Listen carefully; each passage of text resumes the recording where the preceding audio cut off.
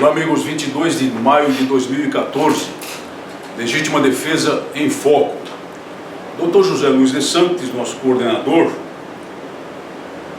nos informa e alerta sobre a equipe de campanha do candidato Aécio Neves, candidato do PSDB, candidato dito de oposição, praticamente ungido para a eleição presidencial que se aproxima.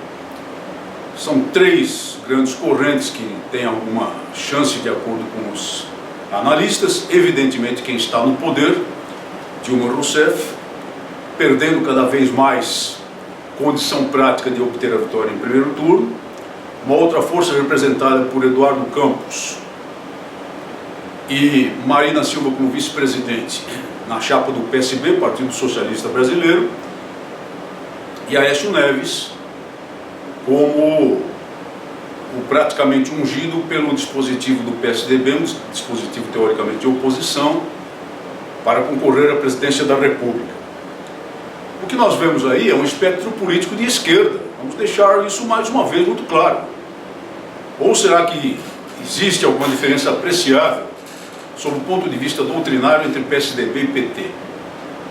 Na verdade, têm a mesma origem. Na verdade, para usar uma expressão popular antiga, são farinha do mesmo saco.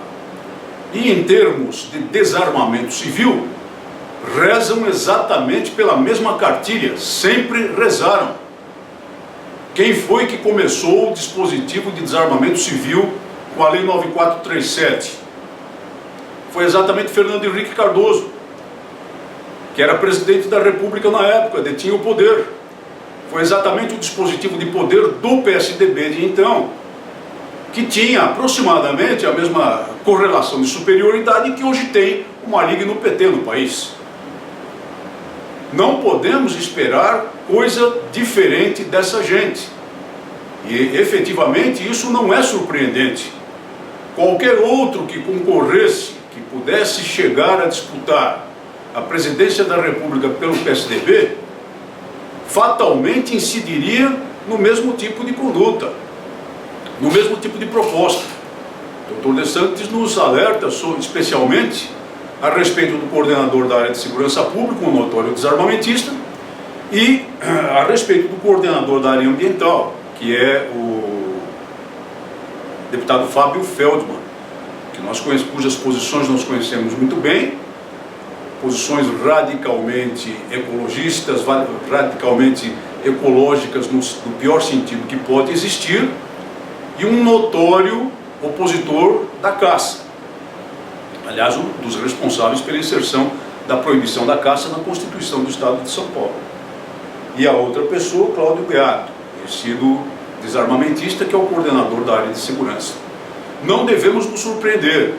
E a verdade é que, mais uma vez, na eleição presidencial, o que nos restará politicamente é votar no menos ruim, no menos pior, para usar outra expressão popular muito em voga.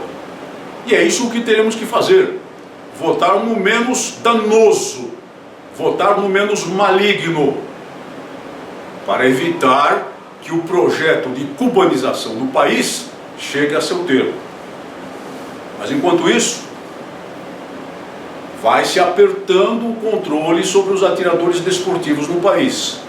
Um dos nossos participantes nos comunica sobre uma instrução normativa oriunda do Exército a respeito das guias de tráfego de armas do tiro desportivo, que complicam sobremaneira a vida dos atiradores desportivos, a ponto de chegar perto da inviabilização da atividade, uma atividade que já dissemos e defendemos tantas vezes aqui, neste programa, e perante as autoridades militares. Uma atividade que representa não apenas a formação de uma elite desportiva de campeões, o potencial de uma formação de uma elite desportiva de campeões, mas a formação sem a necessidade da ação militar propriamente dita, de uma grande reserva nacional para um momento de crise, que esperamos em Deus nunca aconteça, mas que pode acontecer, Porque o Brasil é um país que abriu mão da guerra, mas não abriu mão da guerra defensiva, nem pode fazê-lo. Essa circunstância está muito afastada do nosso horizonte, mas não é desprezível no transcorrer dos anos, a não ser para aqueles que acreditam que a paz mundial está às nossas portas, e na verdade não está. Seria interessante lembrar aqui, sob o ponto de vista da economia, a curva de Laffer. Talvez não estejam informados, mas a curva de Laffer se refere aos impostos pagos pelas pessoas não refratárias, ou seja, pelas pessoas que efetivamente têm disposição de contribuir com a sua parte de impostos para produzir o necessário, estruturalmente falando, em qualquer país civilizado. Se nós considerarmos o eixo de coordenada XY e no ramo X o aumento da exigência de impostos por parte do Estado, no braço Y nós vamos ter, a princípio, um aumento também da arrecadação. Mas chega um determinado momento que, quando o braço X atinge aquele ponto da opressão fiscal, curiosamente, essa curva crescente ganha uma inflexão, acaba tendo um desenho senoidal e passa a cair a massa de impostos arrecadados. Por quê? Quando ocorre a opressão, ocorre a evasão. Começa a ocorrer a sonegação. Começam a funcionar os mecanismos de elisão. Isso para quem pode fazê-lo, não para os assalariados, evidentemente, que tem o imposto de renda descontado em folha de pagamento. E no excesso, no que toca ao excesso de regulação, podemos assistir a esse mesmo fenômeno. O fenômeno da evasão da fiscalização, o fenômeno da informalização de uma atividade que já é muito controlada, já tem um nível de controle mais do que adequado, até um pouco excessivo, e não exige, não tem necessidade de mais controles. Tem necessidade sim de que aquele que nominalmente é atirador desportivo, mas se desvia do caminho da lei, seja devidamente processado e punido, sem a instituição de um conjunto de normas que não vão afetar de modo nenhum aos que se atrevem a ficar à margem da lei, mas vão afetar aqueles que fazem questão de estar dentro da lei, conduzindo-os para a informalidade, ou então matando a atividade, que é o que acontece na economia também. Essa é a reflexão que o país deve fazer e que as autoridades do Exército devem fazer neste momento.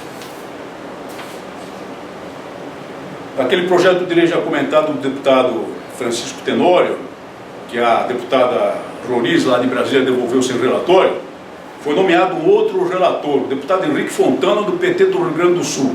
Não esperem coisa boa, portanto.